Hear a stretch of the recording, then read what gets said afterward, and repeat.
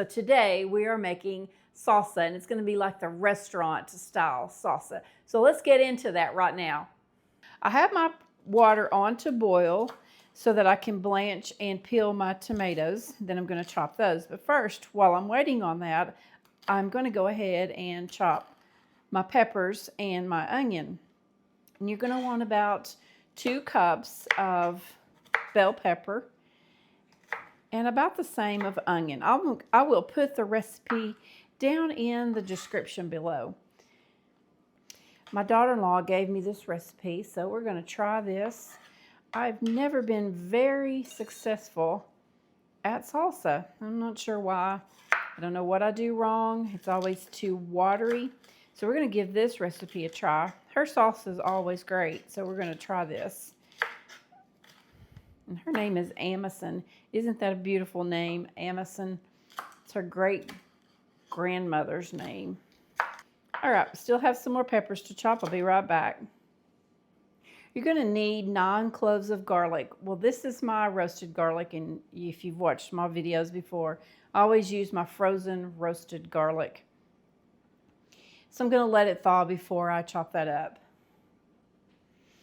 You also want 2½ cups of chopped onion. So I've got about 2 cups here. I'm going to go ahead and get some more of that chopped. I'm losing my voice today. Let's add the rest of the onion that we just chopped. We've got 2½ cups of onion. Let's go ahead and get our garlic chopped up. And this is the roasted garlic, like I said, and it's going to be really soft since it's been roasted. And it's still just barely frozen. It makes it easier to chop. Get that added to our vegetables.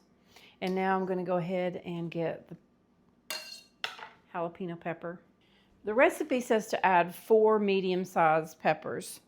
These are quite large. I think I'm just going to start with 2. Please be very careful when you chop jalapeno peppers or any hot pepper. I should really be having gloves on. My water's boiling. I'm going to go ahead and turn that down. And I'm just going to lower my tomatoes down into that hot water for about a minute. And then we're going to submerge them into some ice water. You want 9 cups of chopped tomatoes, and you can feel the skin kind of loosening from the meat of that tomato. Okay, we're going to put them over into some ice water and cool them down really fast.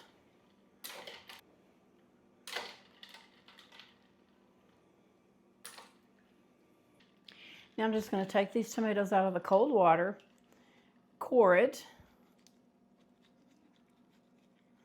throw it over here in my scrap bowl, and then peel those skins off. Got a little bad spot here on the back I'm going to cut off.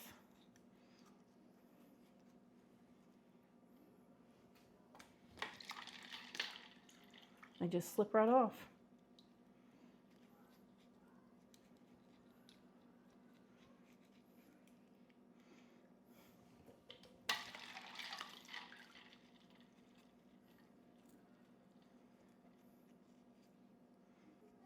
Okay, I'm going to get this done, and then we'll be back to chop them and add everything to our pot to simmer.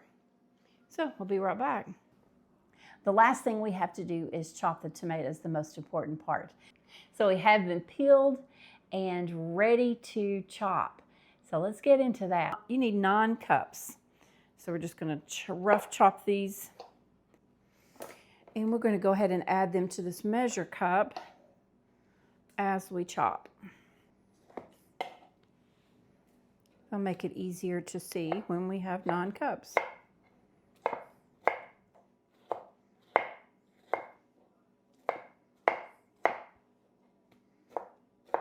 I'm coming to the end of my tomatoes, and I want to give you a little tip. If you don't have one of the cutting boards with a little trench around the sides that catches any kind of liquid, and I do, and I didn't think to use it, but I did think to put a towel under this cutting board just to catch any juice from these tomatoes that's going to leak over and make cleanup a little bit easier maybe.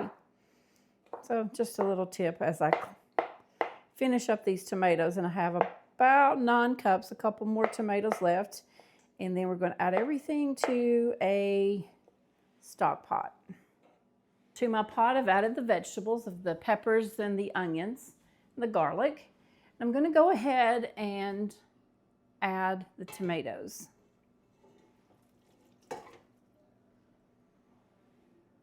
One cup of white vinegar.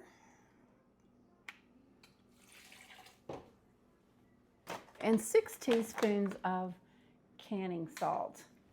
You can see this is canning salt. But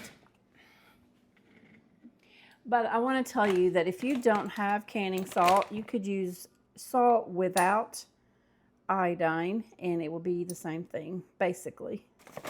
So 6 teaspoons. 2, 3, 4, 5, and 6. And 1 12-ounce can of tomato paste.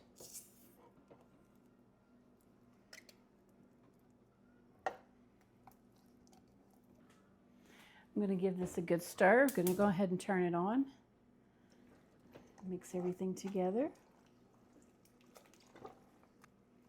If you wanted to eat it fresh before you added the tomato paste, you could eat it just like that. Okay, we're going to bring this up to a simmer.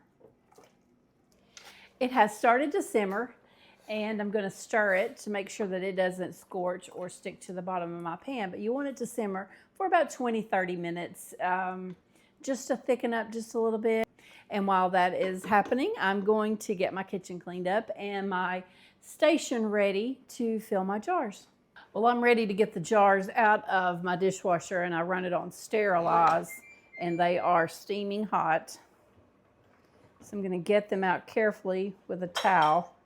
It has a few more minutes to simmer, and when the time is up, I'm going to go ahead and carefully just pulse it just a little bit with my emulsion blender. You don't have to do that, but I like it a little bit thinner and smoother. If you like a chunky salsa, go ahead and put it in your jars. So I'm going to go ahead and get my water on for the water bath. You don't want to put your hot jars into cold water, so we're going to go ahead and get that started while I use the emulsion blender. So I have my blender.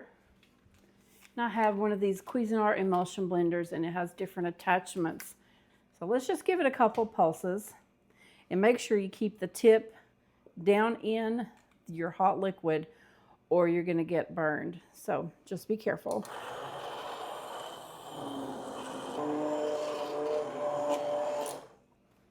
Okay, let's take that out carefully. Give it a stir. See if that's what we want. Looks perfect to me. I like it smooth like this. You can still see the peppers. All right, I'm going to get a spoonful and taste and make sure I don't need to add some more salt.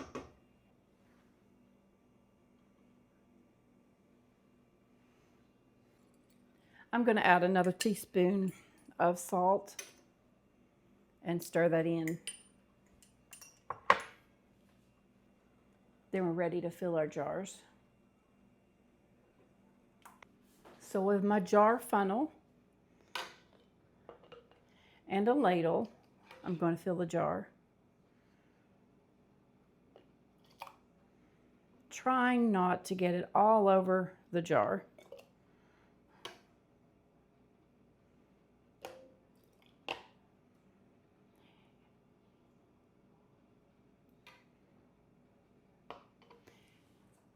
With a magnet, I'm going to pick up the hot lid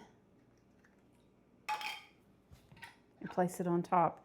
You want to leave a half-inch head space at the top of your jar and finger tighten your rings. And I got the jar dirty, so I'm going to have to clean that up. Okay, let's go ahead and finish filling the jars.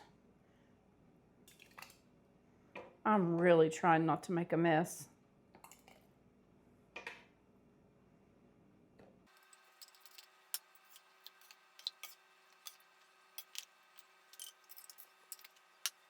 Hey, we're ready to put the salsa in the canner. Let's go.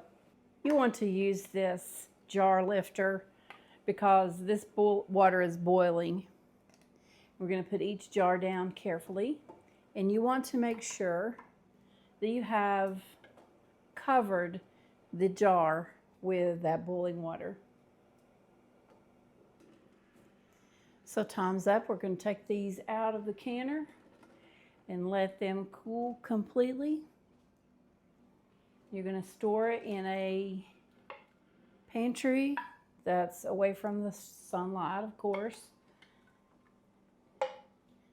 And you have fresh garden salsa.